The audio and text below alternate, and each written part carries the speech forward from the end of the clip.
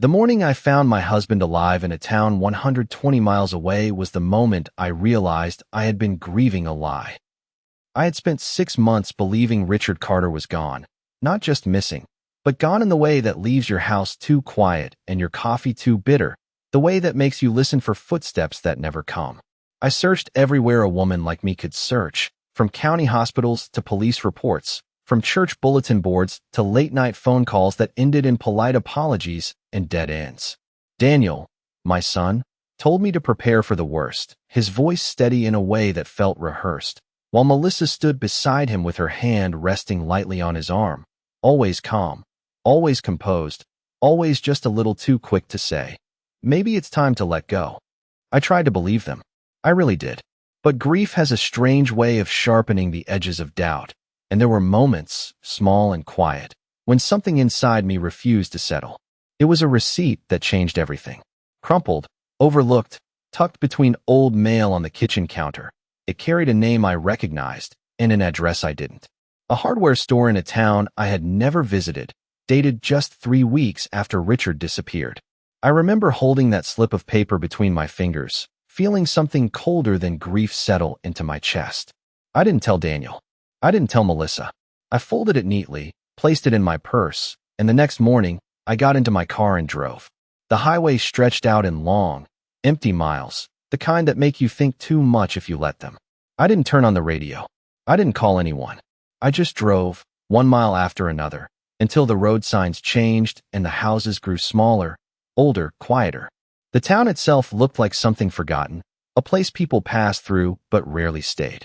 I parked across the street from the address on the receipt and sat there for a long time, watching nothing in particular, telling myself I was being foolish. Then I saw him. Richard stood near a half-finished house, wearing a worn flannel shirt and work boots I had never seen before, lifting boards alongside men who laughed like they had known him for years. For a moment, I couldn't breathe. He looked thinner, older, but unmistakably alive. And when he turned, just slightly, his eyes met mine across the distance, and I knew something even worse than losing him had happened. He wasn't lost. He had left. I did not get out of the car right away.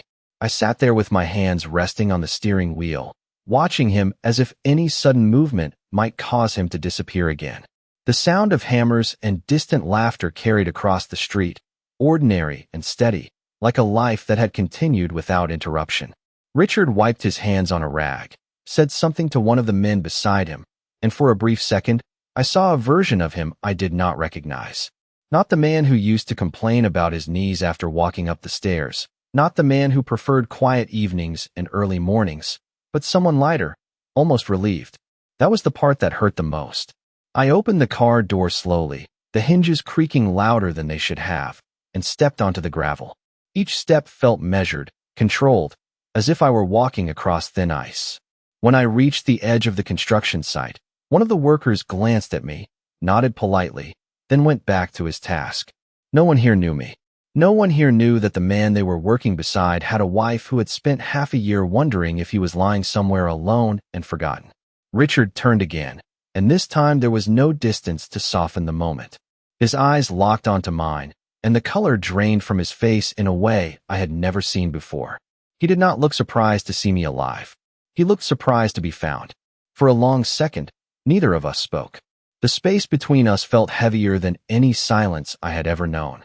I noticed the details without meaning to, the unfamiliar watch on his wrist, the way his shirt sleeves were rolled higher than usual, the absence of his wedding ring.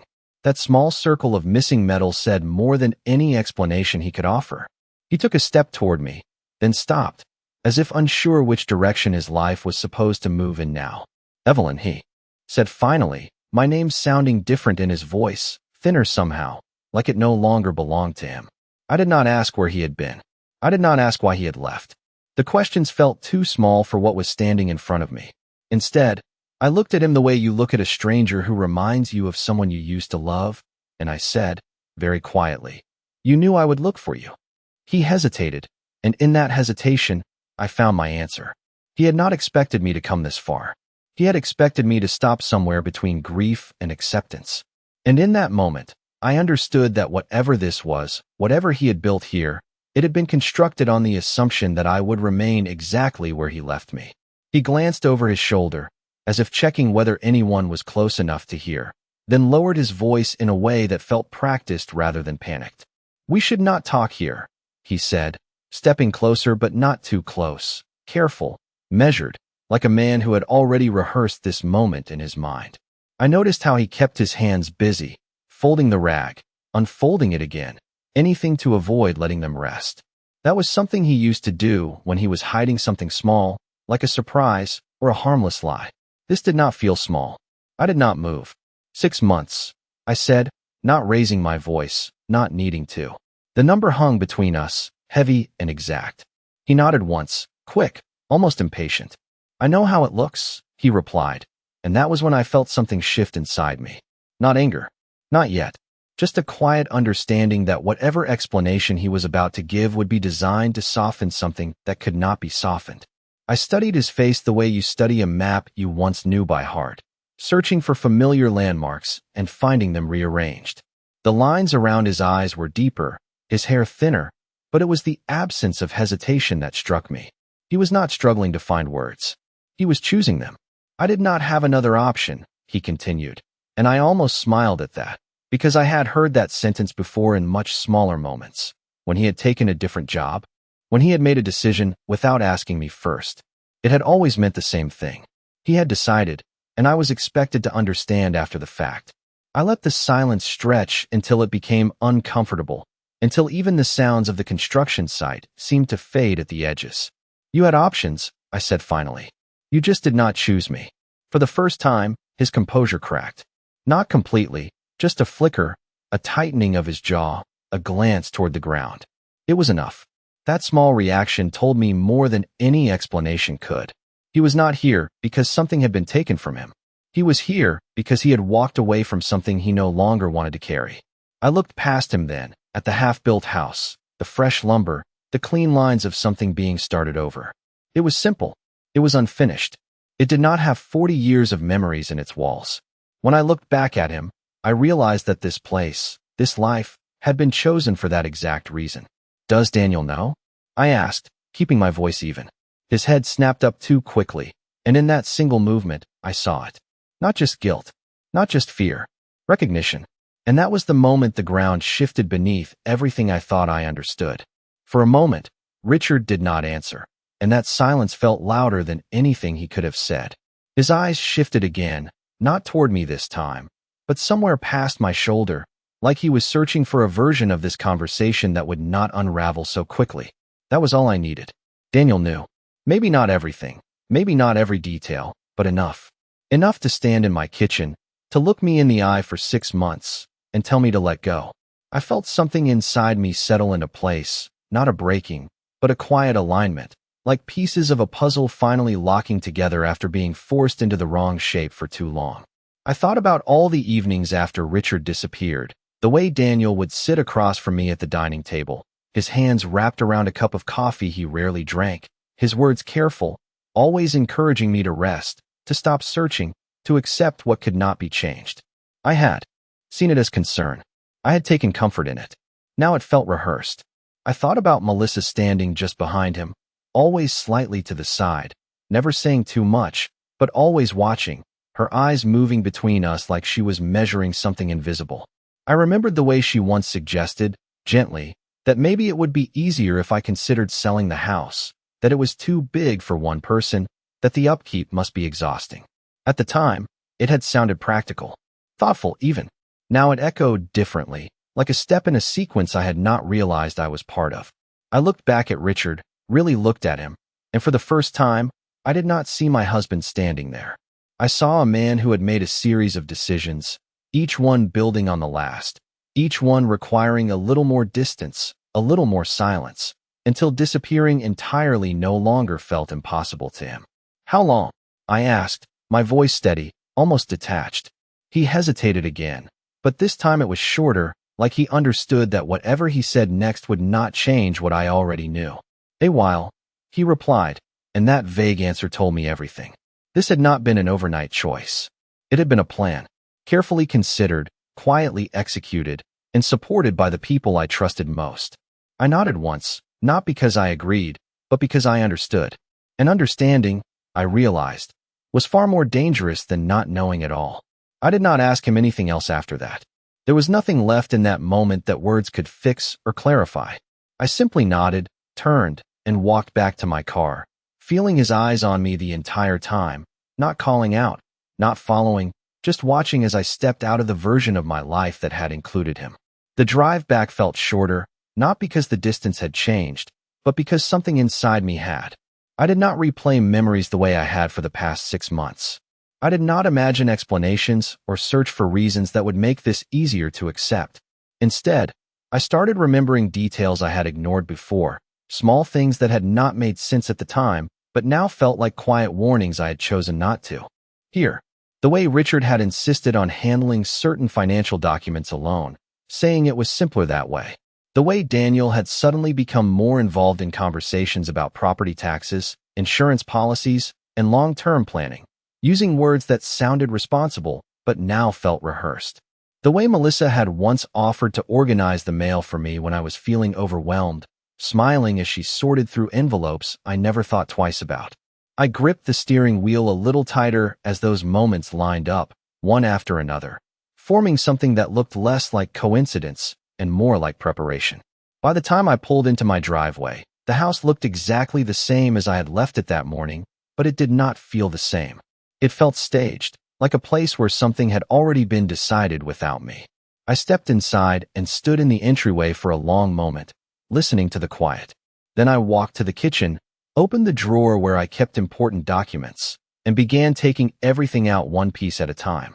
Insurance papers, bank statements, property records, things I had trusted to remain exactly as they were.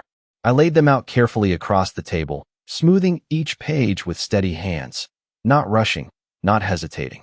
This was not about panic anymore. This was about clarity. If Richard had built a plan that required me to stay blind, then the only way forward was to see everything as it truly was. I reached for the phone, not to call Daniel, not yet, but to dial a number I had not used in years. Grace Holloway. If there was anyone who understood how to read between the lines of paperwork and silence, it was her. As the phone rang, I looked down at the documents spread in front of me and realized that for the first time since Richard disappeared, I was not searching for him anymore. I was searching for the truth he had tried to leave behind. Grace did not ask many questions when she answered the phone. She never had, even back when we worked together years ago, when most people needed long explanations before they could understand a problem. Grace only needed patterns, and she knew how to listen for what was not being said. "Tell me what you have," she said, her voice calm, steady, exactly the same as I remembered.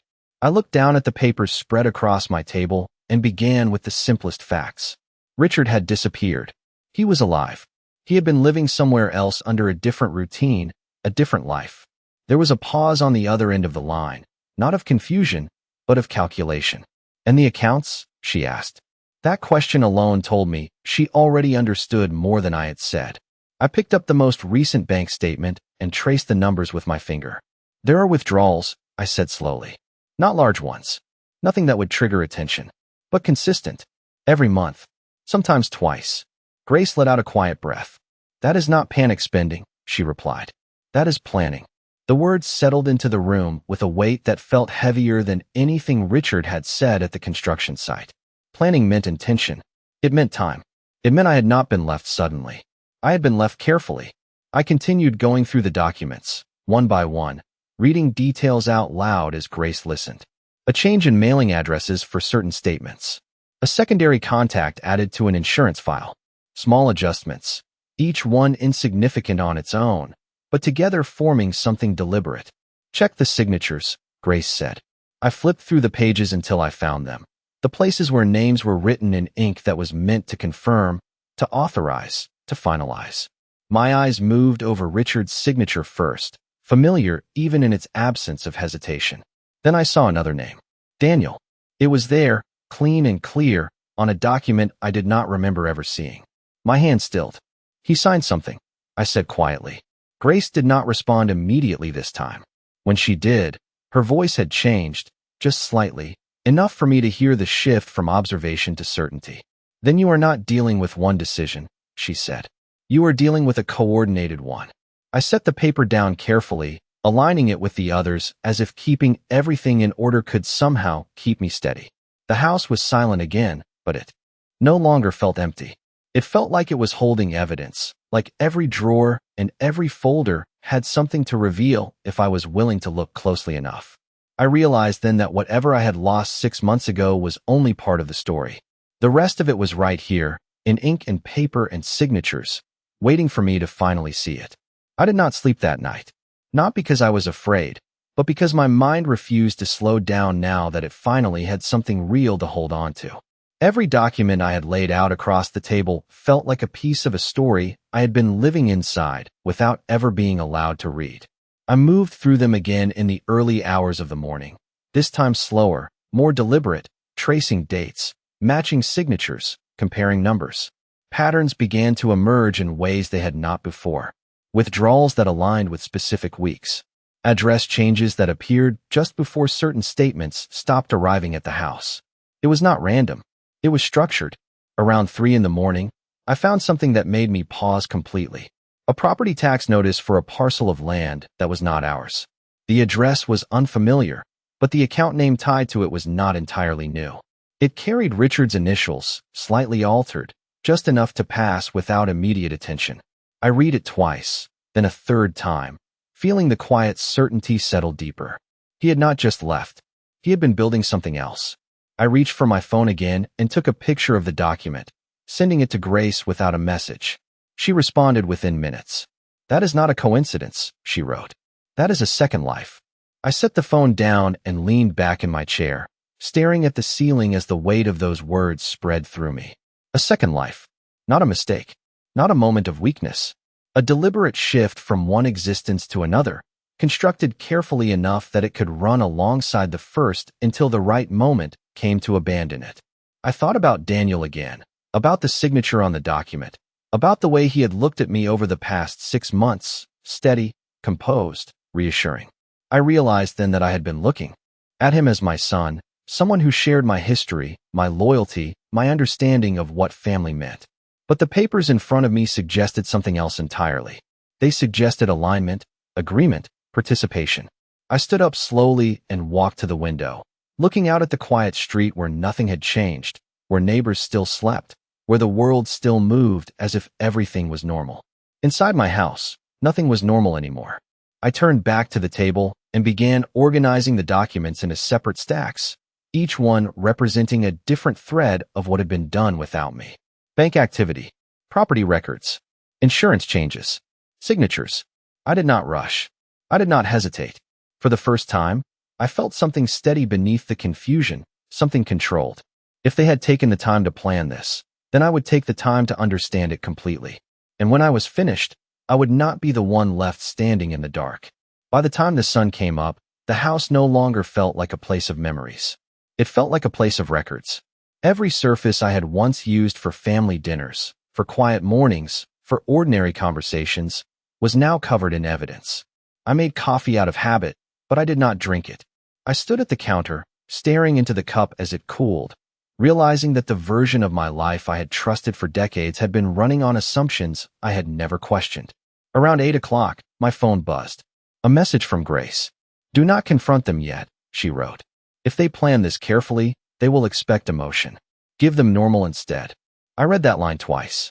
It made sense in a way that felt almost uncomfortable. Normal meant continuing the role they believed I was still playing. The grieving wife. The aging mother. The woman who would accept explanations instead of demanding answers. I picked up my phone and scrolled to Daniel's name. My thumb hovered there for a moment, not out of hesitation, but out of calculation. Then I pressed call. He answered on the third ring, his voice warm, concerned, exactly as it had been for the past 6 months. "Mom, are you okay?" he asked, and I realized how easily that tone could be mistaken for care. "I am fine," I replied, keeping my voice steady, even softer than usual. "I just wanted to check in." There was a pause, brief but noticeable. "Of course," he said, recovering quickly. "Melissa and I were actually talking about you yesterday. We think it might be a good idea for you to take a break, maybe stay somewhere smaller for a while. The house is a lot to handle on your own." The words landed exactly where they had before, but they no longer sounded thoughtful. They sounded timed, positioned. I glanced over at the stacks of documents on the table, at the signatures, the addresses, the quiet movements that had been made without me. That might be a good idea, I said, letting the words settle into the space between us. Another pause. Longer this time. Really? He asked, and I could hear something underneath the surprise, something closer to relief.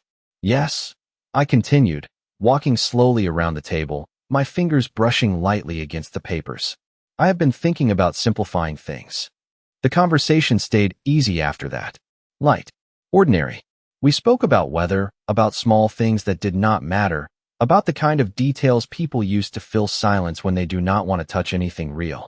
When I ended the call, I placed the phone down carefully and stood still for a moment.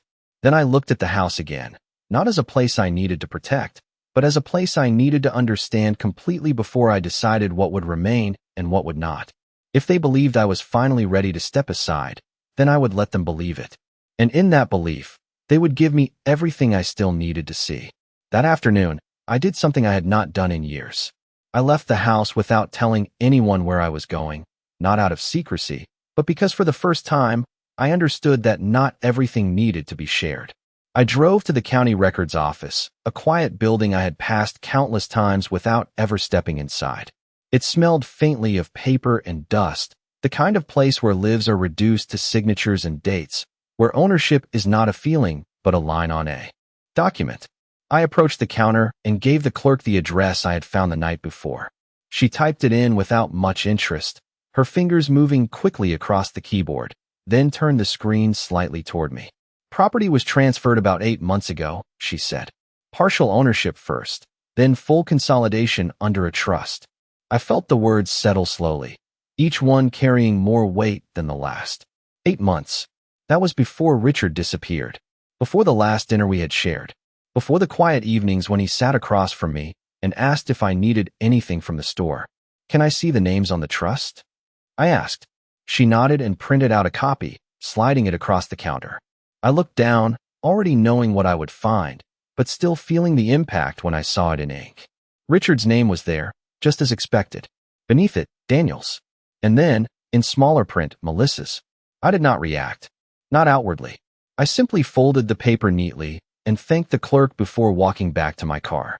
The air outside felt different, sharper, as if something invisible had shifted. I sat behind the wheel for a moment, holding the document in my lap, tracing the edges of it with my fingers. This was not an accident. It was not a misunderstanding. It was a structure, built over time, agreed upon, executed with precision. I thought about the conversation I had just had with Daniel, the way his voice had softened when I mentioned leaving the house, the quiet relief that had slipped through before he could hide it. It all aligned now, too perfectly to ignore. I started the engine and drove home, not rushing, not hesitating, just moving forward with a clarity I had not felt before. When I walked back inside, the house no longer felt uncertain. It felt like a space I was preparing to leave on my own terms, not theirs. I placed the document on the table beside the others and stood there for a moment, looking at everything I had gathered. Then I reached for a new folder, one that had been empty until now, and placed the trust papers inside. This was no longer about what had been taken from me. It was about what I would decide to do next. That evening, I did not wait for Daniel to call again. I invited him and Melissa over for dinner instead, using the same calm tone I had practiced earlier, the same careful balance of warmth and normalcy that I now understood they expected from me. He sounded surprised, but he agreed quickly, too quickly, as if this was a step they had been waiting for. By the time they arrived, the house looked exactly as it always had. The table was set. The lights were soft. Everything was in its place, including me. Melissa walked in first, her smile gentle, measured, her eyes scanning the room in a way that might have gone unnoticed before. Daniel followed, carrying a bottle of wine, his expression relaxed, almost relieved. "You look good, Mom," he said, and I nodded, accepting the comment without question. We sat down, and for a while, the conversation stayed comfortably shallow. Work, weather, a neighbor who had moved away. It was almost convincing, the way everything flowed as if nothing had changed. But I noticed the details now. The way Daniel glanced at Melissa before answering certain questions. The way she would subtly guide the conversation back to safe topics whenever it drifted too close to anything real. They were careful, coordinated, just like the papers I had spent the last 24 hours studying. Halfway through the meal, Melissa set her fork down and leaned forward slightly, her voice soft, concerned. "We have been thinking about you," she said, "about what might be best moving forward." I met her gaze, steady, attentive. "Have you?" I replied. Daniel cleared his throat gently. "The house is a lot, Mom," he said, repeating the same words from earlier, but now they carried more intention. "We could help you transition somewhere more manageable. Maybe a smaller place. Something easier." I let a small pause settle over the table, just long enough to make them wait. Then I nodded slowly. "I agree," I said. The shift was immediate. Subtle, but there. Shoulders relaxed. Eyes softened. A quiet sense of success passed between them, so quick it might have been missed by anyone not looking for it. But I was looking now. I had been looking all day. I have actually started organizing things. I continued, my voice even, almost thoughtful. Paperwork. Accounts. Property. Daniel leaned in slightly, interest replacing caution. "That is good," he said. "That is really good." I watched him carefully, the way his attention sharpened, the way Melissa's fingers rested lightly against his arm again, a small gesture that now felt less like comfort and more like confirmation. They believed I was stepping aside. They believed the plan was working exactly as intended. I picked up my glass, taking a slow sip, giving myself just enough time to let the moment settle into something clear and undeniable. Then I set it back down and looked at them both, not with anger, not with accusation, but with a quiet understanding they could not yet see. They thought this dinner was the beginning of my exit. They did not realize it was the beginning of something else entirely. After they left that night, I did not clean the table right away. I stood there for a long time, looking at the plates, the glasses, the small traces of a dinner that had felt almost ordinary on the surface. It was strange how easily something could look normal when everything underneath it had already shifted. I moved slowly, collecting each dish, rinsing them under warm water, placing them carefully in the rack, keeping my movements steady and precise. There was no rush anymore. No confusion. Just a quiet sense of direction that had replaced everything else. The next morning, I met with an attorney Grace had recommended, someone who specialized in estate and property law. His office was simple, nothing impressive, but his attention to detail was immediate. He did not interrupt as I laid everything out in front of him, one document after another, explaining only what was necessary. He reviewed each page with the same calm focus, occasionally making notes, occasionally asking for clarification. When he finally looked up, his expression was not surprised. It was certain. "You still have more control than they think," he said, his voice measured, professional. That sentence alone changed the way the room felt. Control. Not lost. Not taken. Still there, just unseen. We spent the next hour going through options, not emotional ones, but legal ones. Steps that could be taken quietly. Adjustments that could be made without immediate notice. Safeguards that could be put in place before anyone realized what was happening. I listened carefully, asking only a few questions, making sure I understood not just what to do, but when to do it. Timing, he explained, was as important as action. When I left his office, I did not feel lighter. I felt steadier. Back at home, I sat at the same table where everything had started to come together and began reorganizing the folders I had created. This time, I added a new section. Legal. Each document I placed there felt different, not just evidence, but preparation. I updated contact information, secured accounts, and made copies of everything that mattered. Nothing dramatic. Nothing visible from the outside. Just small, deliberate movements, one after another, each one shifting the balance slightly back in my favor. By the time the sun began to set, the house was quiet again, but it no longer felt uncertain. It felt ready. They believed I was moving toward something smaller, something easier, something that required less from them. They believed I was letting go. I looked down at the neatly organized folders, at the signatures, the dates, the careful structure they had built without me, and I realized something simple and clear. They had taken their time planning this. Now it was my turn. The final step did not happen in my living room or at my kitchen table. It happened in a quiet office, the same kind of place where decisions are made without raised voices, where everything is reduced to documents and signatures, where truth does not need emotion to be understood. Daniel and Melissa sat across from me, their posture relaxed in a way that told me they believed this meeting was a formality, a transition, an ending that had already been agreed upon in their minds. Richard arrived last. He did not look at me when he walked in, and I noticed that he chose a seat slightly farther away, as if distance could soften what was about to happen. The attorney placed a folder in front of each of them, then one in front of me. I did not open mine right away. I already knew what was inside. Instead, I watched them. Daniel reached for his folder first, confident, almost eager. Melissa followed, her expression composed but alert. Richard hesitated, just for a moment, before opening his. The silence in the room stretched as they read. I saw it happen in stages. First confusion, as the documents did not match their expectations. Then realization, as the language became clear. Then something deeper, something quieter, as the weight of it settled in. The property they believed was secured had been legally restructured. The accounts they thought were aligned had been reassigned under protections they could not easily access. The trust they created no longer gave them the control they assumed they held. Everything had been reviewed, adjusted, and sealed before this meeting ever took place. Daniel looked up first, his expression no longer certain. "Mom," he began, but the words sounded unfamiliar now, like something he had not used in the same way for a long time. I met his gaze calmly. "You told me it would be easier if I simplified things," I said, my voice even, steady. "So I did." Melissa did not speak. She sat very still, her hands folded, her eyes moving between the documents and the attorney, searching for something that would change what she was seeing. There was nothing.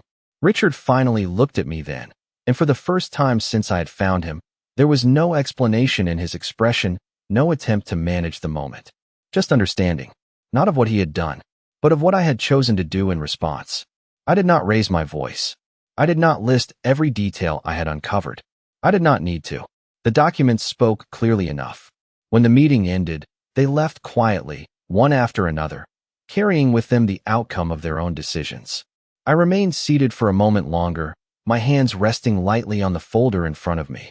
Then I stood, thanked the attorney, and stepped outside into the late afternoon light. The air felt the same as it always had. The street looked unchanged, but something fundamental had shifted. I had not lost my life in 6 months.